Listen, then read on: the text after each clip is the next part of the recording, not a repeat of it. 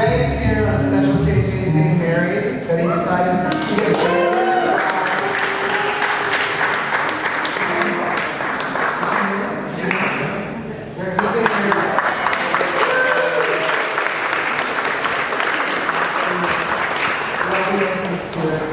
Okay, Ray. When is he getting married?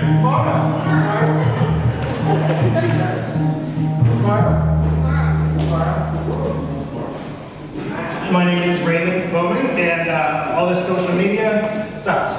I was thinking about that this summer when I was on a hiking trip with my fiance, who, as we mentioned, we are here tonight, and I'm getting married tomorrow.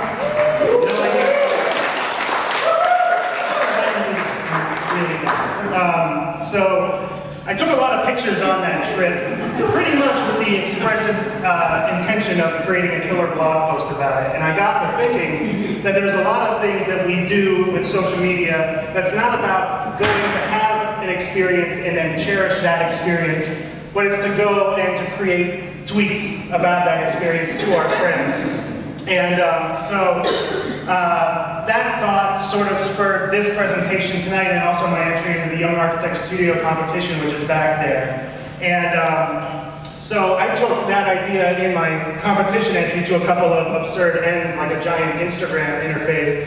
This is more about proposing solutions for using our smart technology to enhance and create an experience rather than detract from it. And I know I'm not alone in this. This is something I just read today. It was in a review of an album by Lorde. She's a 16-year-old pop star. Her album is about the tension between the tweet and the truth, the cumulative effect of the little digital fictions we craft for ourselves daily. And that's probably too big a window into how much inspiration I take from teenage pop stars, but all this has been percolating in my head for the last couple of years. 2 years ago, the studio competition was about creating a staircase in Pittsburgh, and I was really turned off by the idea of creating a new staircase when we've got all this great city stairs around. And this wasn't original. Both entries that took home awards that year used this infrastructure. I didn't submit anything, but that was still in my head when I was listening to an episode of the 99% Invisible podcast featuring a guy named Charles Fleming. And he went out and mapped all of the public staircases in Los Angeles.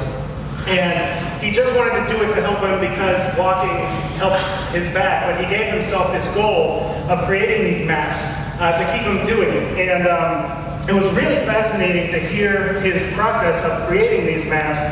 And he's talking about how the experience of a city on foot is so much different and better than the experience of a city in a car. No offense, Charles.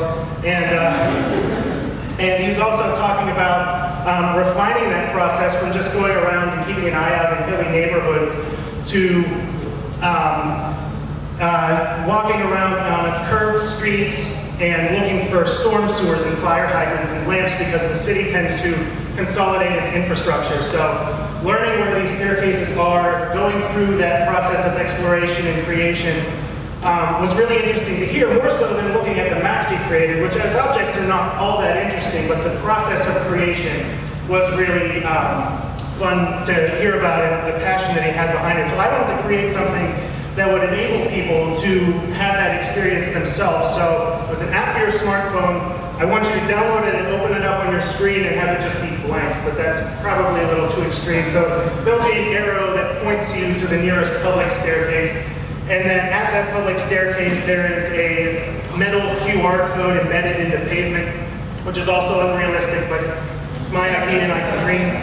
So you go up to the bottom of the staircase, you scan it with your phone, you walk up to the top of the staircase, you scan a corresponding code, and then that's where the app sort of starts to take on this map creation aspect, where after you go through the process of climbing the stair, you show a map that's dark, has the stair you just climbed on it, and maybe some inkling of where other stairs in the area might be, to sort of spur you on and have you explore the community yourself in the effort of creating your own map. So as you walk around and start building these networks, the map becomes a whole lot more interesting and engaging, and you are really taking it upon yourself at that point to explore the communities. And I think this by itself would be enough to keep me going, but I mean, social media being what it is, maybe there are other carrots you can use. I, for one, can't not get achievements, so there's probably that you can do. You know, leaderboards, other ways of incorporating these crowdsourcing technology, which when used right can be good, but I think in a lot of senses just ends up bombarding you with more information than you really need. Like, you know, using Yelp seems like a good idea. You're going out and you're trying out restaurants you might not have tried out on your own, but really you're just going out to be a part of that conversation with other people and writing your own reviews, and you sort of have these preconceived notions, whereas something like this might have that be a more personal journey. And there's a connection to this, to the Great Allegheny Passage Trail, which we heard a couple of presentations ago, where it's about reclaiming abandoned and neglected infrastructure. The Gap Trail was railroad beds.